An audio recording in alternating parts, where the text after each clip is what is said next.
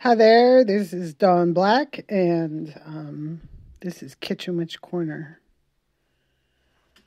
And it's spring, so I am obsessing over my garden. I have actually been obsessing over my garden since the seed catalog started arriving in January. So, but right now it's reached fever pitch.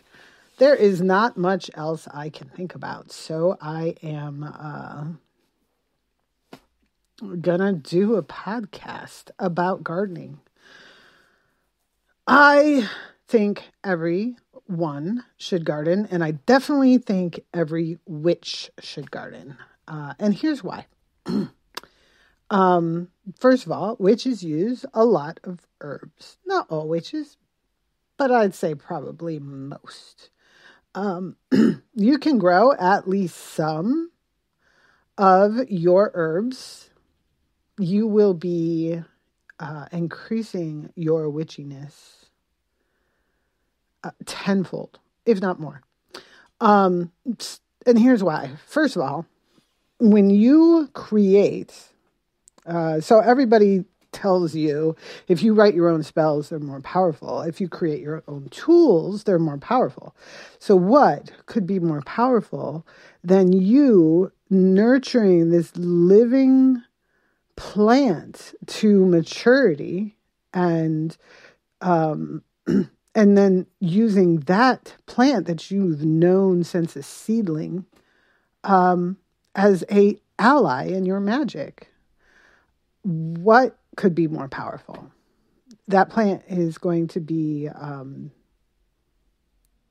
much more willing ally. It's going to be its energy is going to be aligned with yours, and it's just going to be much more effective for you. Also, people are always asking me and, other plant ladies, what herbs are good for this and what herbs are good for that. But plants are they're more complicated than that. If you look at, say, a rose, for a very good example, you have a flower, which is useful. Flower petals are useful. You have a rose hip, which is both tasty and useful. The petals are also tasty. You have leaves. The leaves can go in teas. They're meh. They have other uses as well. And then you have these thorny canes. The canes grow, depending on the type of rose you have. Those canes just grow crazy. And then we have this invasive multifloral rose that we're constantly fighting. They grow in all the shrubby places, in the weedy areas, the places that don't get a lot of attention, the places where other things don't want to grow necessarily. Let me talk again. They grow in places other plants don't necessarily want to grow. They're scrappy. They are Saturn or maybe Mars, but I think we'll also agree that the flowers and the hips and the smell is Venus-y. So maybe not the hips. Well, it depends. Definitely Rosa rugosa. But anyway. And plants are complicated. There is so much you can do with a rose. So much. Is it good for protection? Yes. Is it good for love? Yes. Is it good for beauty? Yes. You can make skincare products out of it. You can make perfume out of it. It is edible. And it's got these thorns. And those thorns they create this protective hedge that keeps out, that breaks up energy that tries to come through it. And that is a barrier, a sharp, scratchy, bloody barrier if you try to get through it. Roses are complicated. All plants are complicated. And to try to explain what is complicated about rosemary, like how do you use rosemary? What is rosemary good for? It is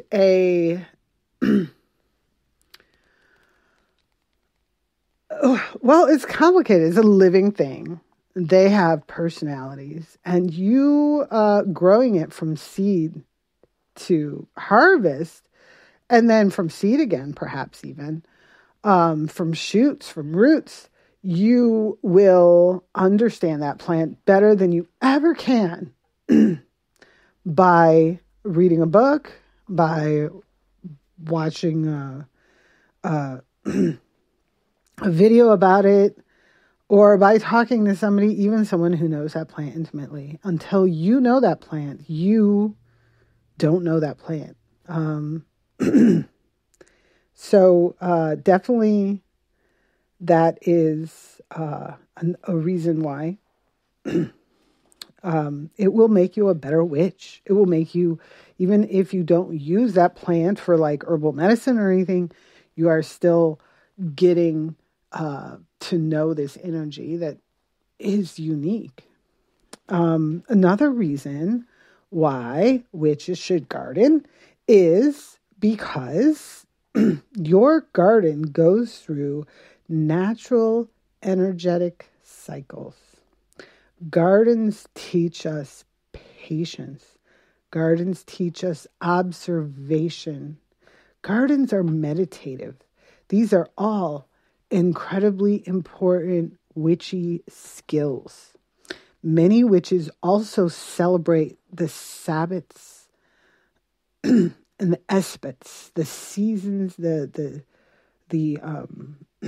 full moon, new moon, and the Wheel of the Year festivals. These are, the Wheel of the Year festivals are, they are agricultural festivals, and they are based on the agricultural calendar of a specific place in the world. And that place might not be your place. But if you have a garden, you have your own agricultural calendar. So you will have your own festivals, your own witchy festivals. They may line up. They may or may not line up perfectly, depending on where you are. Mine do not line up perfectly, but they're about 2 weeks out. And that's okay for me. I'm usually spending the actual festival busting my butt in the garden. So, so it's fine. And it gives me a structure. And many witches enjoy this rhythmic structure that is provided by the full moon, the new moon, and the Wheel of the Year. The garden gives that to you as well. If you look into moon gardening, or gardening by the moon, you will see that there are, if you want to take it a step further even, there are activities ascribed to the new moon, the waning moon, the waxing moon, and the full moon, as well as the astrological signs involved. The farmers, historically, including farmers who were not witches, have used this information to help them with their farming and planting, when to plant, when to harvest, like how to harvest, when to set up hay, and including their animals, like when to breed and when to butcher and things like that. So all of this can really help you get in touch with the rhythms of nature and with nature itself. It's there. Gardening is like a gateway drug. You're going to start gardening, and then it's going to be all about the butterflies and the birds and the dirt. And, I mean, if you get into it crazy like me. But what was that I said about a 5-step program? Let's get back. Did I say that? I did not. I have a 5-step program to get you started. Lots of people tell me that they cannot garden for one reason or another, and I get it.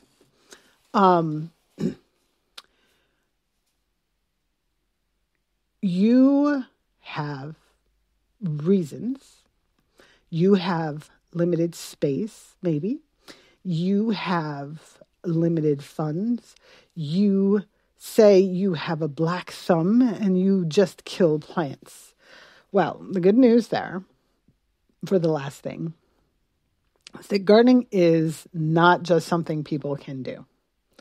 It is a skill. You learn it. You get better with practice. I have killed many plants. I have already killed plants this year. I killed plants last year. I have been gardening since I was practically born. My grandparents gardened. My parents garden. I've never been without a garden.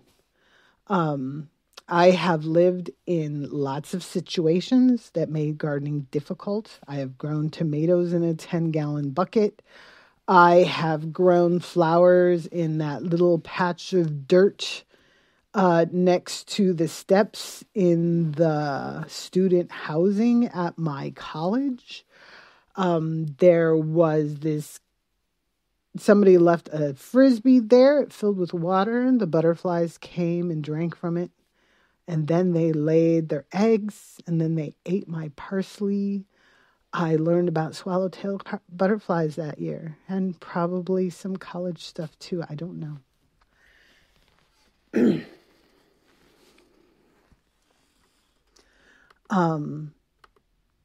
And that was, goodness, maybe 2 feet by 4 feet.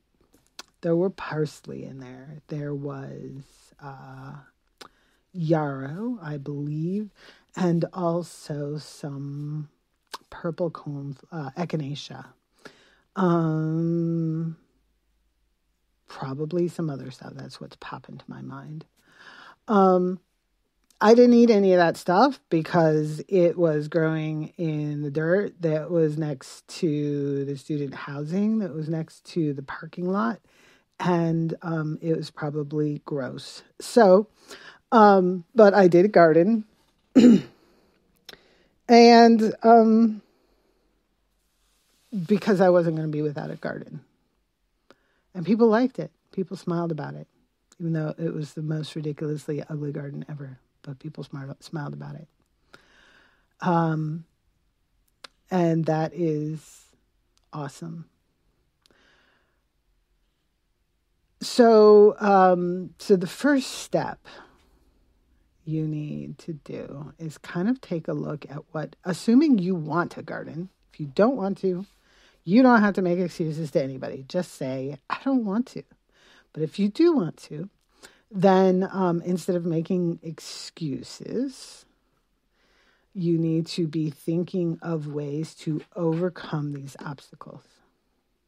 So the first thing you're going to do is you're going to evaluate your resources to see what you have that's going to enable you to make this awesome garden, which maybe has 3 plants in it. Maybe it has 1 plant in it.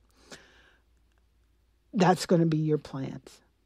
The first thing you do, evaluate your resources. Plants need soil, light, moisture, and nutrients. So you're going to look around your house. If you have access to the outside, if you have outside space to put your garden in, you just want to find a spot that gets sun for at least half the day. More is better, but if that's the best you can do, that's the best what you can do, what you're going to do. If you do not have access to the outside, I want you to look at your windows. Hopefully you have at least one window that you have access to that faces the south. That's going to give you sun most of the day, assuming you don't have a tree or a building in the way. West or east is going to give you sun about half the day, again, assuming it's not being blocked. North is not great. There are still some things that you can grow in a north window. You want to find something that says that wants indirect sunlight. Um, I feel like aloe does okay. Um, if you do not have the window that you need, you can get grow lights. I myself just bought a bunch of grow lights. I will put a link to the grow lights that I got in the description. I spent $60, but they were a lot of grow lights. You can probably spend half of that and get half as many. You can you can stick them anywhere. They come with things to mount on. I stuck mine to the bottom of shelves so that now I have shelves with lights pointing down to the shelf below, so I can put plants on those shelves and grow my seeds. I've upgraded my seed starting kit, but you can just stick one on the bottom of the shelf and put a plant there, or you can stick it on a wall and put a plant in front of it. They are pretty bright. You probably don't want them shining in your eyes if you can help it. But even if like you've got a window that's not facing the way you want it to face, you can stick one of those grow lights in that window over top your plant and fixed, problem solved. So the LED grow lights aren't that expensive. You can get even smaller ones for like $15, $20. And the LEDs don't use a lot of electricity, so they're definitely worth it. So there's your light situation. Soil. If you're outside and you found yourself a sunny spot, it is probably going to be covered with lawn or, weedy, scrubby somethings. And there's a couple things you can do to get rid of that lawn, and that depends on how serious and long-term you want to go. If you want to plant right away, there are a couple of things to do. You can just grab your shovel and scrape and just dig that sod right out. You just need to stick your shovel down about 3 or 4 inches, tilt it back, rip up the sod. It's good exercise. You'll get lots of dirt under your fingers. Wear gloves if that bothers you. You'll find lots of worms. If you have chickens, they will come around to help you out with that too. Underneath that sod, you will find clean dirt. The sod will come back. It will make its way back in slowly. So you're going to have to be all on top of that.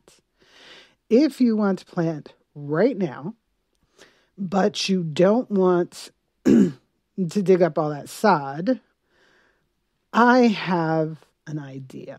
And it's kind of a mess. You can build raised beds. If you have the means, if you have the cash to get lumber or a raised bed kit, lumber to build your own is going to be a little cheaper than the raised bed kit. Probably, maybe. The price of lumber is really high right now, so that I might be lying. But, so you can get a raised bed. You can fill it with soil from your, garden center. I like to get soil from the garden center. They usually do their own, and compost as well. They usually do their own mixes, which they use themselves. They don't all test though. So you want to ask, if you're worried about contamination. Though, and if I go to get soil at, one of the big box stores, I'm always getting stuff that has fertilizer added to it. And that, annoys me. I like to have my own fertilizer because I have rabbits and I compost and I have ducks and chickens. I've got plenty of fertilizer and I need to use it. So, The little time-release pelleted fertilizer in the Miracle Grow soil is no help to me. But sometimes it's all you can get. So if that's what you can get, then use it.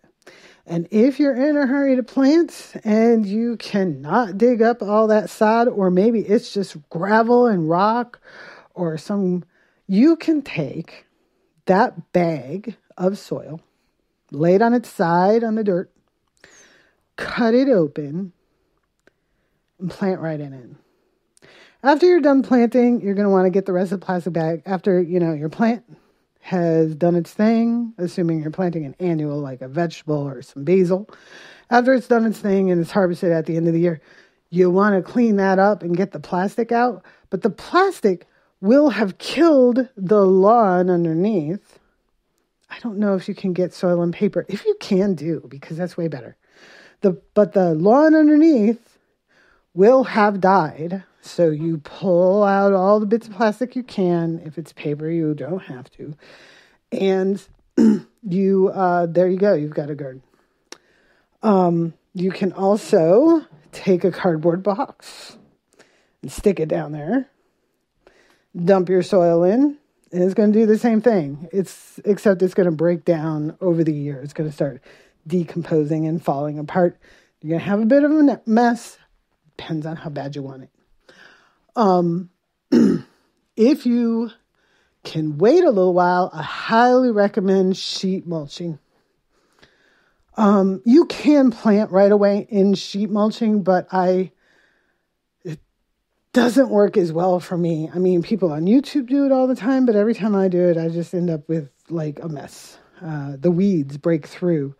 But sheet mulching, easy. My mom taught me how to do this like when I was little. You take cardboard or several layers of newspaper. You lay it on the ground, hose it down, get it wet. Put your compost on top of it. Again, you can get that at your garden center or at your big box store. Dump your compost on top of it. Put some mulch, some kind of mulch on top of that, like wood chips or some spoiled straw or hay or leaves that you raked up or lawn clippings. Put that on top and leave it there. I like to do this in the fall so that in the spring, my garden's already planted. You will have the best soil ever. If your soil was just hard, compacted clay or gravel before this, it will be nice and soft afterwards. So you got soil. If you're planting inside, obviously you're going to have to go to the store and buy yourself some soil. Same caveats apply. Go to your garden center. Ask if it's been tested if you're worried about contamination. Look at what kind of fertilizers. A lot of places add fertilizers to the soil, especially, the soil you're going to get in the plastic bags at the big box stores.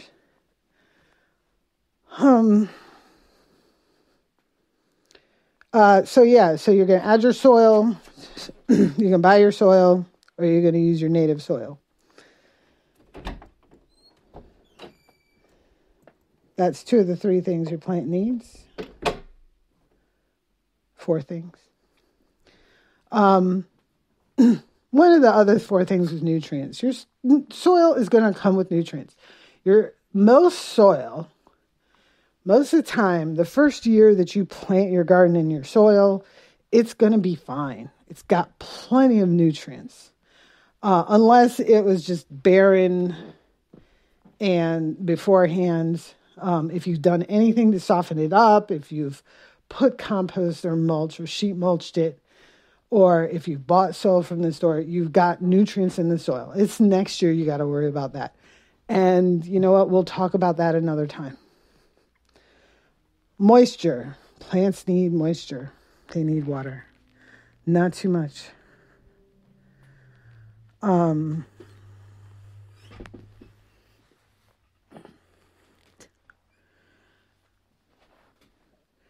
If the place that you've chosen in your yard is all soggy and squishy, you're going to want to put a raised bed because your plants are going to be stuck in the mud, unless you choose plants that enjoy having wet feet.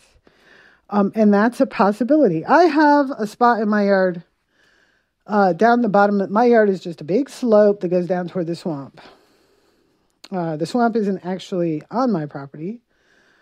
It's 2 yards away from my property, but the bottom of my property is pretty squishy, especially in the spring. And last year, I decided to extend my potato patch, which did fine the year before. I doubled the size of it, and I extended it down into the squishy bit.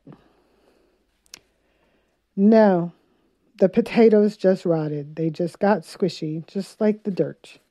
So that was pointless. See, I told you I kill plants. So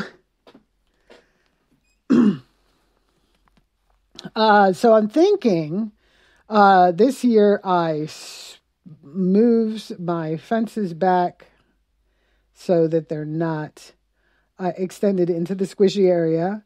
But I'm thinking I'm going to plant some viburnums there. I read about native viburnums that have edible fruits, and they like having their feet wet. They like a little bit of wet soil.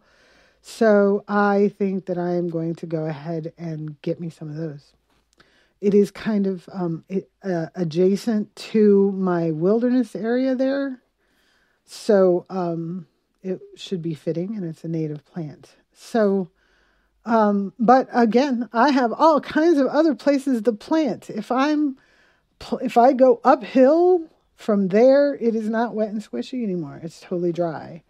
And of course, that hill slopes toward the south, so I get all that nice south frontage from that hill.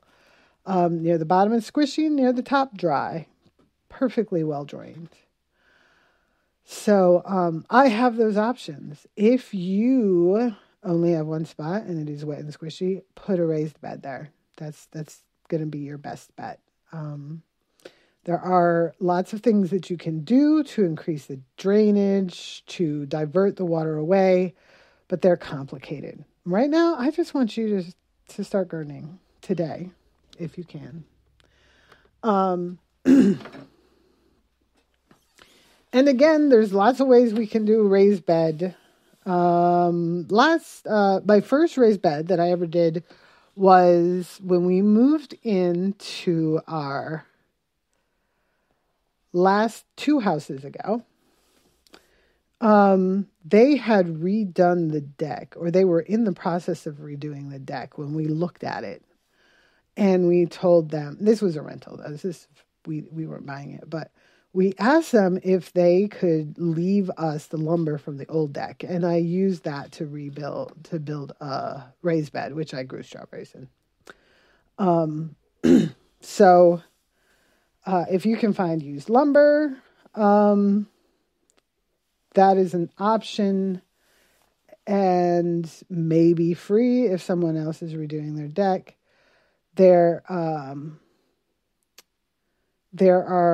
I saw one at Tractor Supply not long ago that was like a table.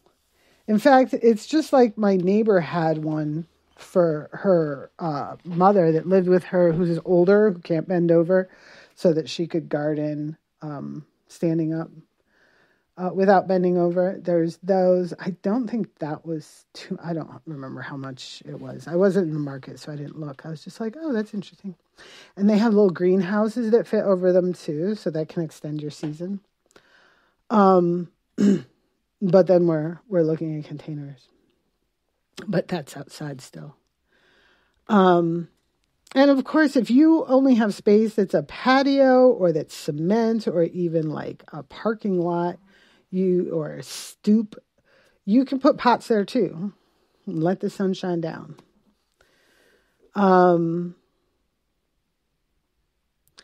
So for water, it is easier to add water than it is to take it away. So you want to make sure any pots that you use for your plants to contain your soil has drainage so that your plants aren't sitting there waterlogged.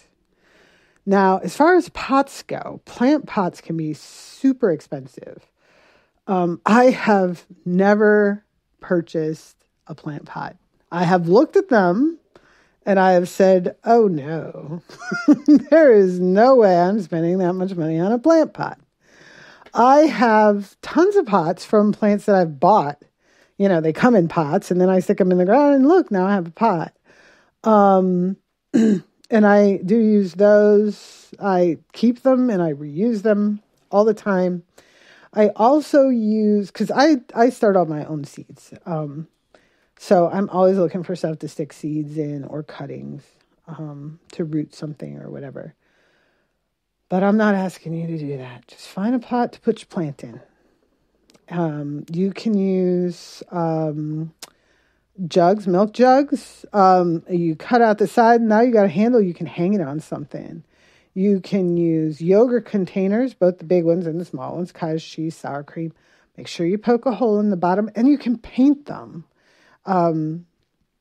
Get some paint that adheres to plastic. The milk jugs you can recycle, but those, or I can recycle, but those yogurt containers I can't put in my recycling, the wrong kind of plastic. So what else am I going to do with them, right?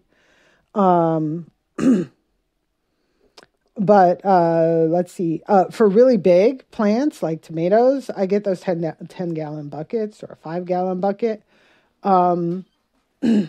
You can get the buckets that the kitty litter comes in. Need a drill to poke a hole in that one. I've made worm bins out of them. That's a thing for another day.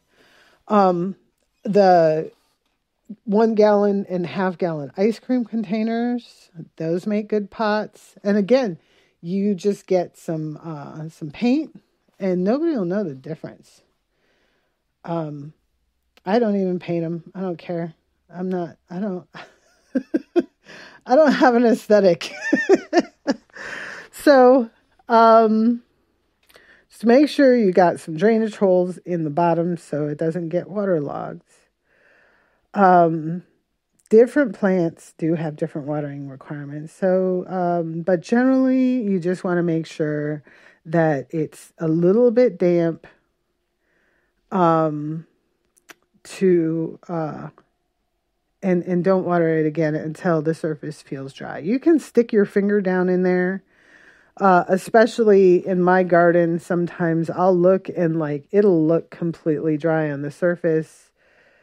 But if I stick my finger in there underneath, it is damp below. And out there watering my plants, I have a well, so I don't pay for water, but I do have an electric pump.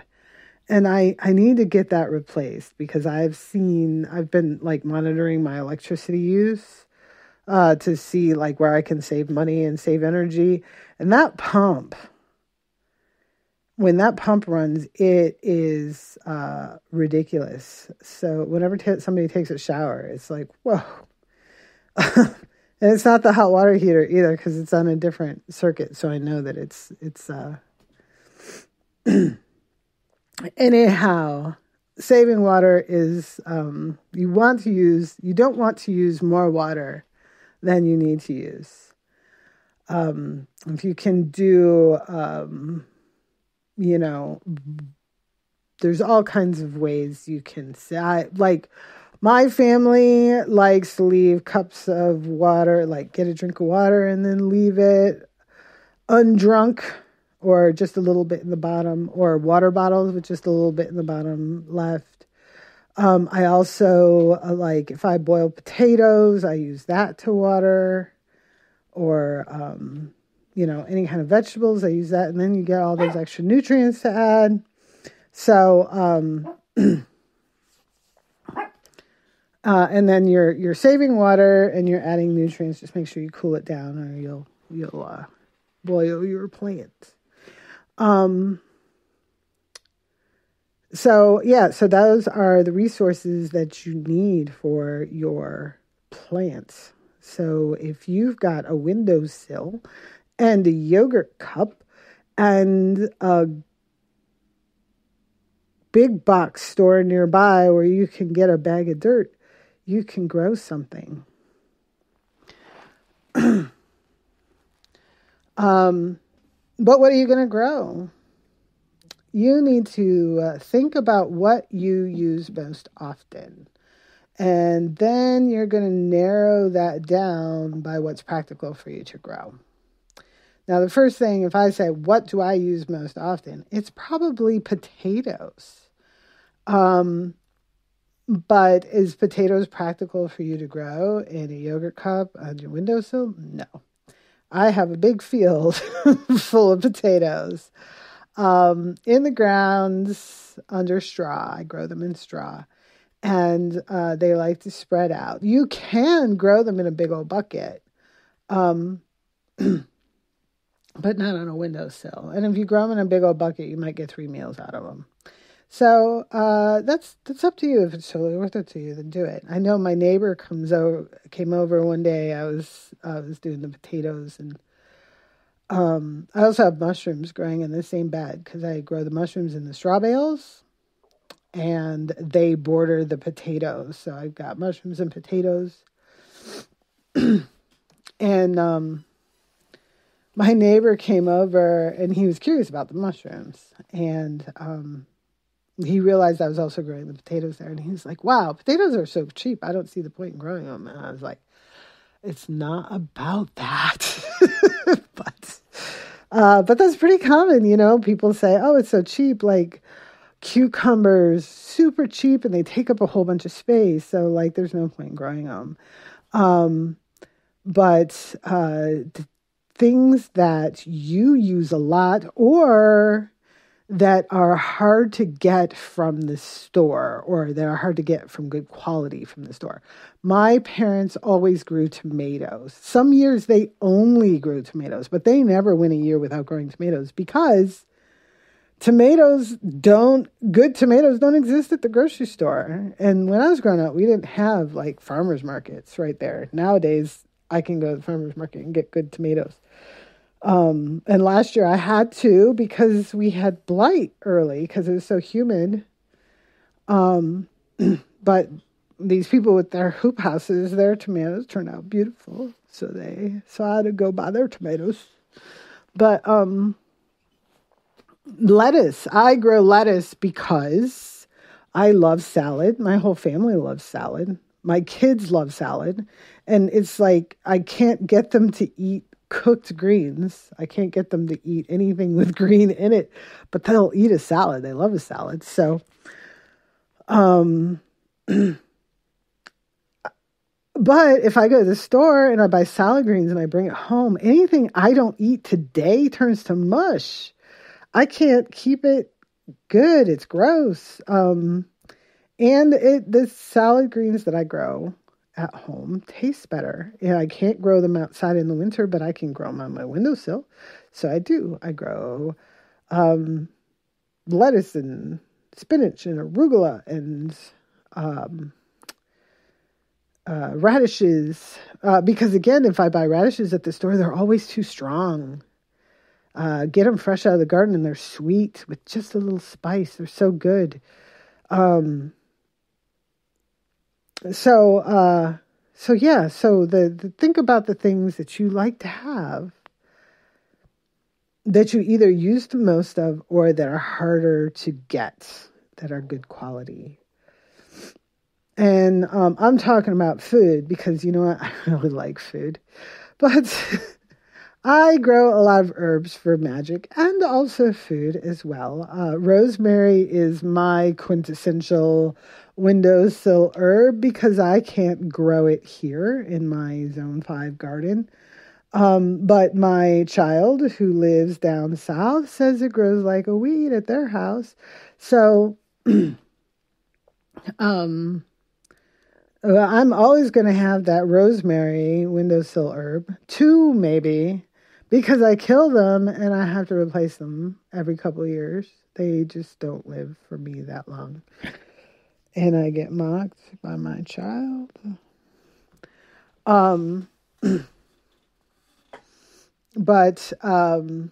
So choose something that you are going to use and treasure, because that's going to make you feel really good about gardening. But you also want to take a look, make yourself a short list, the things you use the most, your rosemary, your basil, your thyme. I use sage, and research the needs of those plants. Some of these, all of them will grow in pots. Sage is often sold as like in a seed kit with like this itty bitty little pot, but sage wants a bucket. Sage wants a big old bucket, because sage is going to get turned into a woody bush. You can grow it inside, yeah, but it wants a big old bucket. I have several sage plants outside, and they are awesome. I highly recommend. This is just common garden sage. White sage does not grow by me. I have never used white sage for magic. I just use common garden sage because that's what I have. And I think that using your own stuff is best. That other stuff is not for me, Let's see. Thyme is a great fumigant. It's great for like banishing diseases, and it also looks great in a pot. It also is a wonderful ground cover. I have this whole big patch of thyme that I've used to replace my lawn in one area, that it just smells amazing when it gets mowed. Like the whole like neighborhood can smell it when my husband goes back there and mows it. And then in the summer, it's just a field of purple flowers just covered with bees. It's amazing. But it will also grow in a pot on your windowsill.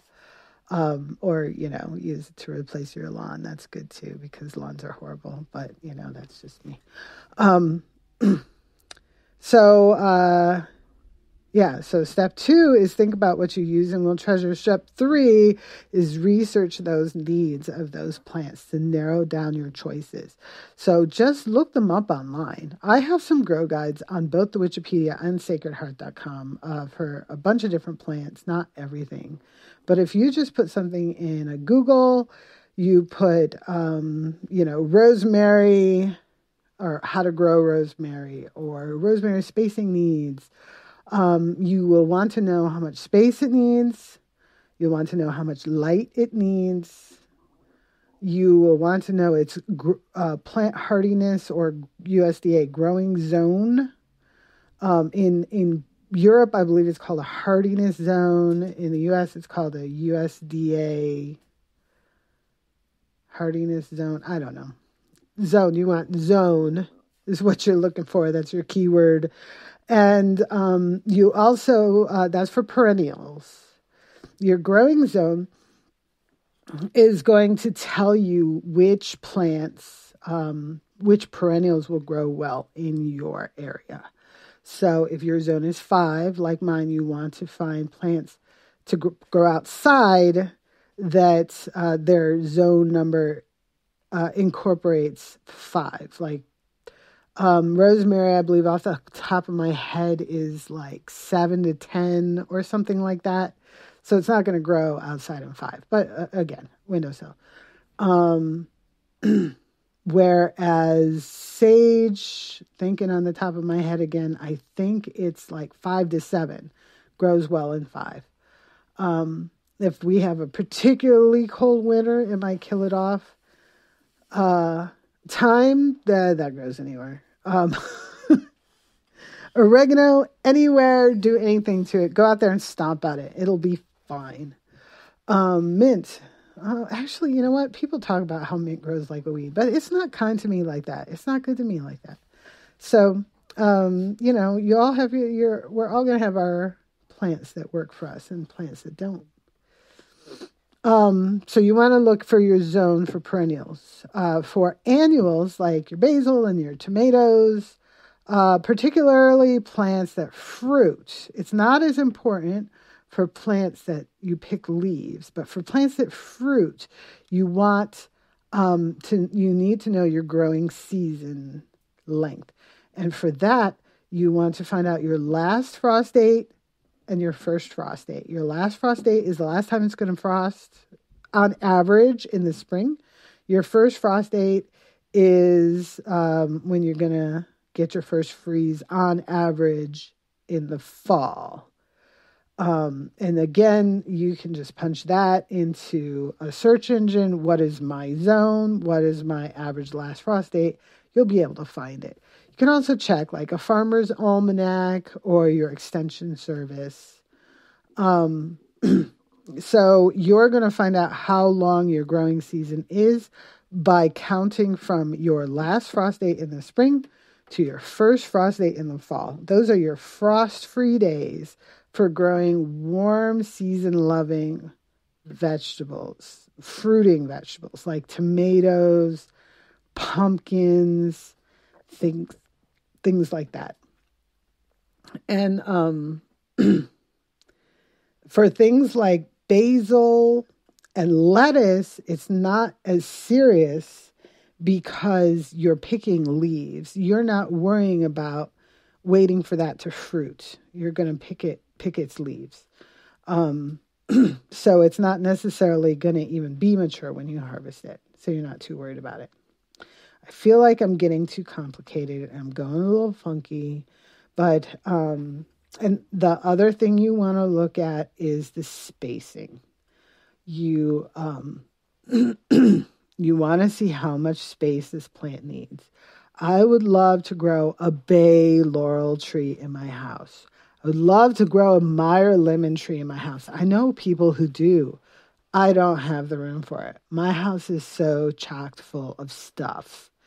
And I also have animals. So if it's not like that attack things, so if it's not on a high shelf, all my plants have to be up on shelves, on plant stands in my house, or they will be attacked and laid on and possibly pooped and peed in.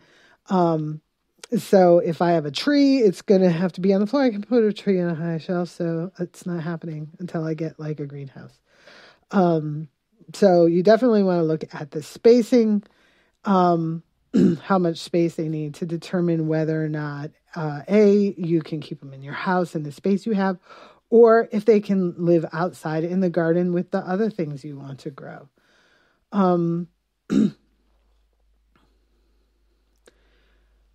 Which brings us to step 4. You're going to source your plants. Many plants grow very easily from seed.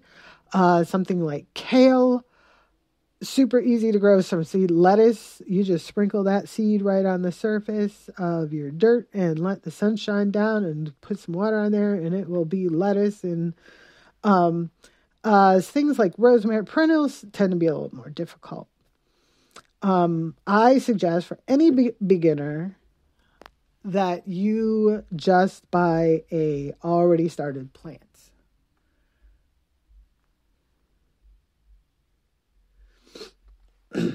You can get these at your garden center. I like to get my plants locally because that means that they're used to the environment here where I live.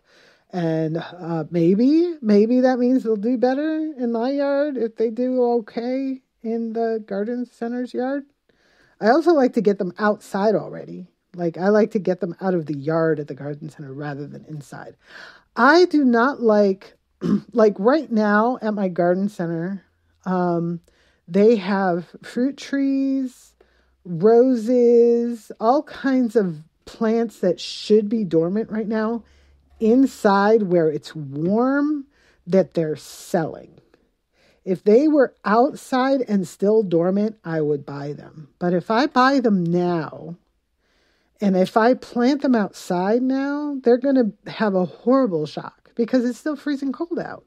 If they were stored outside, if they hadn't been brought in and broke their dormancy, they would be fine. I could stick them in the ground. But if I bought them now, I would have to try to keep them alive in the house. And again, I'm not keeping a tree alive in the house. It's not going to work for me. Um, so I can't get trees there. And that is annoying. That isn't the garden center. That's the feed store. The garden center usually keeps their stuff mostly outside in the sun. So the stuff that's already outside at the garden center, that's what I want to buy. It's already acclimated to my environment, or it's in the process of starting. Now here's a trick. A lot of culinary herbs, parsley, rosemary, basil, thyme, oregano, sage, you can get those at the grocery store, some grocery stores, especially the big box ones. You can get them at the grocery store in the produce section in little pots. You can go get them, you can rescue them, you can bring them home, you can put them in a pot or put them in the ground. Now, if you're getting your plant from inside, either at your garden center has them inside or your grocery store had them, you got them from the grocery store. Before you put them out, you need to harden them off.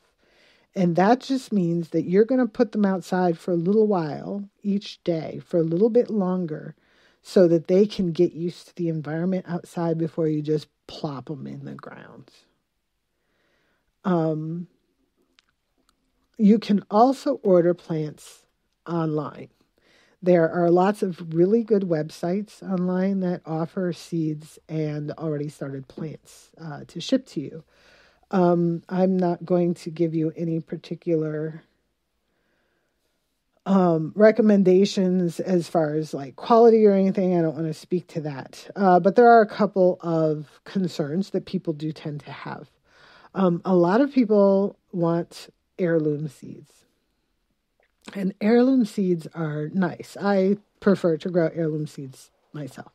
The reason I like to is because I like to save seeds for next year. So I want to know that those are open pollinated heirloom seeds. That means they haven't been specially bred in recent generations. They were a long time ago, but now they're going to breed true. If you get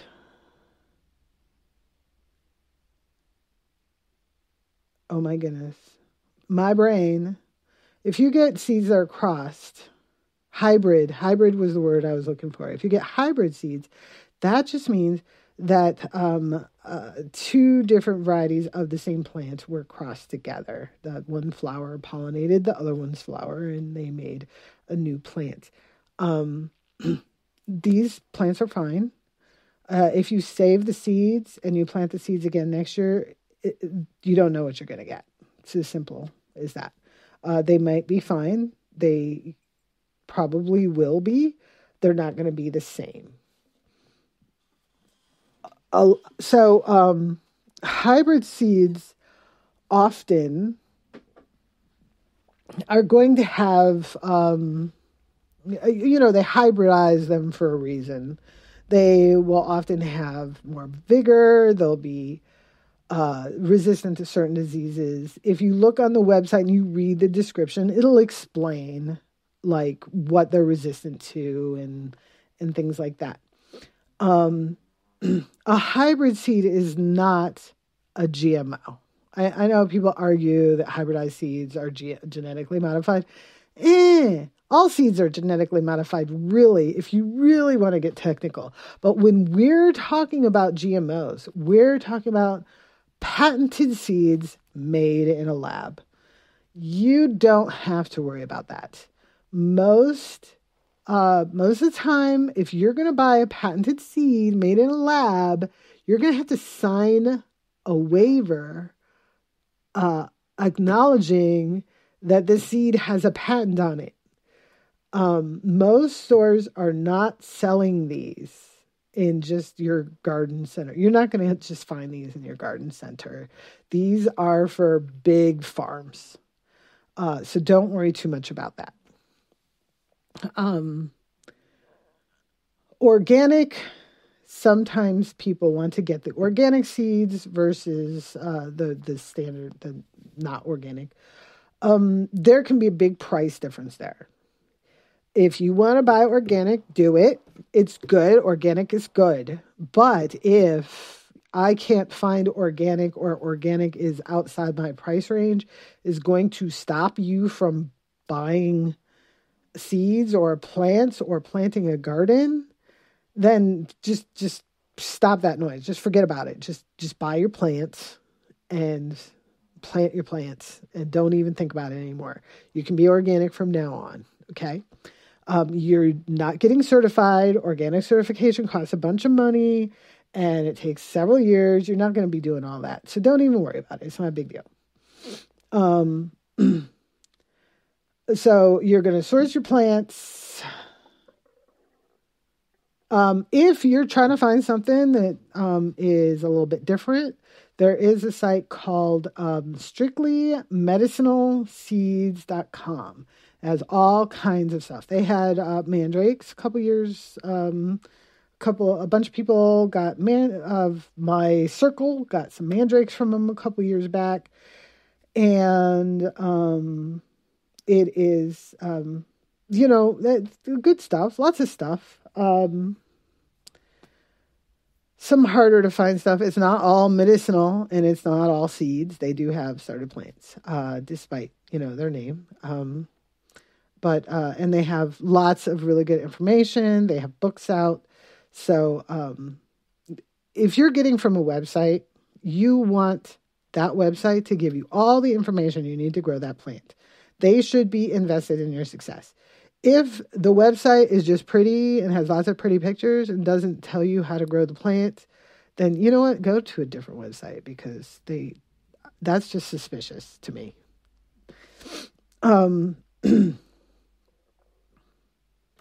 Okay, step 4 was sourcing your plants. Where do you get your plants? Anywhere you want. Yay. Step 5 is planting your plants. This is not hard. I told you want to harden off your plants first. Put them out a couple of hours. When I am transplanting my plants, I do let them go dry just a little bit, because it's easier to slide the root ball out of the container when it's dry. You don't want it to get completely crumbly dry, because that's not good for your plant. But if it's a little bit dry, it actually comes out a little easier and you're not manhandling the root ball so much. So after hardening it off, if necessary, I'm going to stick it in. I'm going to let it go dry for a day or two, slide it out of the old pot, and just take my trowel and stick the trowel in there, make a little dent, and slide my plant right down in. If you ordered your plant and it came from far away and you're planting it outside, you may want to get all the dirt off that root that you can and rinse it off. The reason is that there are a lot of creatures that are invasive species. There's like this jumping worm. Again, I can get into all of that in a different video. And you can also get invasive weed seeds that can really cause trouble in the local environment that come from other environments. A lot of times they are going to die. A lot of times when you get a plant or an animal from a foreign environment, they're just going to die as soon as it gets too hot or too cold for them. But some plants don't die, and some animals don't die, and sometimes they thrive and they breed and they overtake the native plants. So anytime I'm getting something from far away, I want to get all the dirt off of it and rinse those roots out and just plant it bare rooted, and just throw that dirt away rather than mixing that dirt with my native soil. So you're going to put your plant in the dirt. Then you're going to water it really, really good. You're going to water it more than you think it needs watering. You're going to come back 10 minutes later and water it some more. You want this new soil to get all in there and mixed up, and all the air bubbles to be gone and all the connections to be made with the root. Let those natural bacteria and fungi in the soil know what's going on. And then, especially if you're outside, I like to put a little mulch on top around the plant. That's going to hold your moisture in. It's going to keep weeds down. You can, again, leaves, old dead leaves, shredded leaves, grass clippings, wood chips.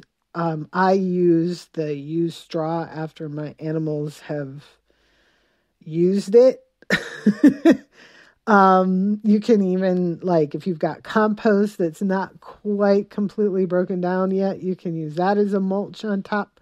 That's going to keep, again, the moisture in. It's going to keep the weeds from growing. You do want to keep an eye on that, though, because sometimes things like slugs can hide in there. So definitely watch for any kind of damage. And then, grow your plant. Water it when it needs watering. Keep an eye on it. Check it every day to make sure that, nothing is eating it. If you already know that you have plant thieves in your area, woodchucks, deer, rabbits, you can put a little cage over it, over your plants outside. If you're not growing it inside. When I harden off my plants, I actually put it in a dog cage. It's that way the animals don't get to it while it's hardening off. And then when I put it in the ground, we always have to put a fence around it.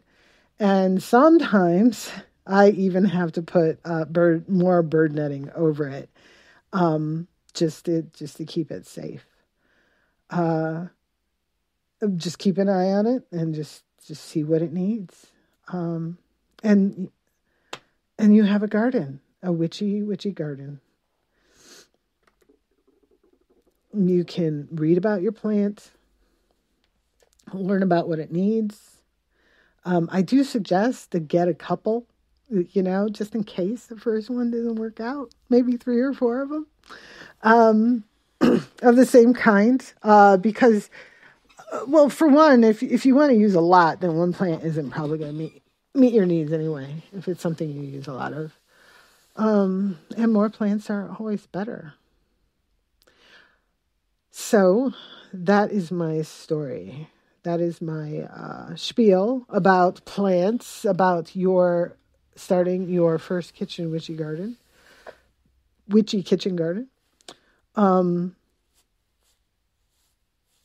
I love gardening. It brings me so much joy. It is so much a huge, major part of my life. I love food, and the fact that, I can get the absolute best food from my yard is just amazing and magical to me. And I love spending time in the garden. I love weeding. It is so meditative.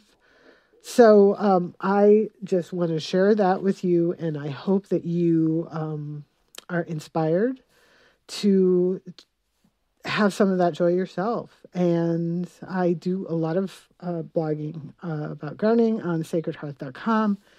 There is a companion blog there to this podcast. And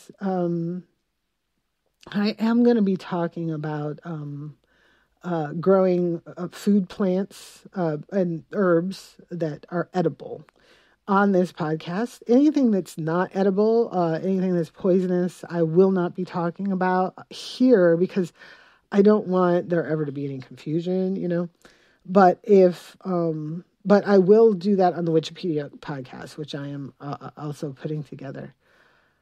And if you have any questions at all, you can hop over to the sacredhearth.com website. You can use the comments there to ask me questions. Check me out on the Kitchen Witch Corner Facebook group. Look for me on Twitter at Sacred Hearth at Twitter, or find me on the Discord. And thanks for listening. And I will see you next week.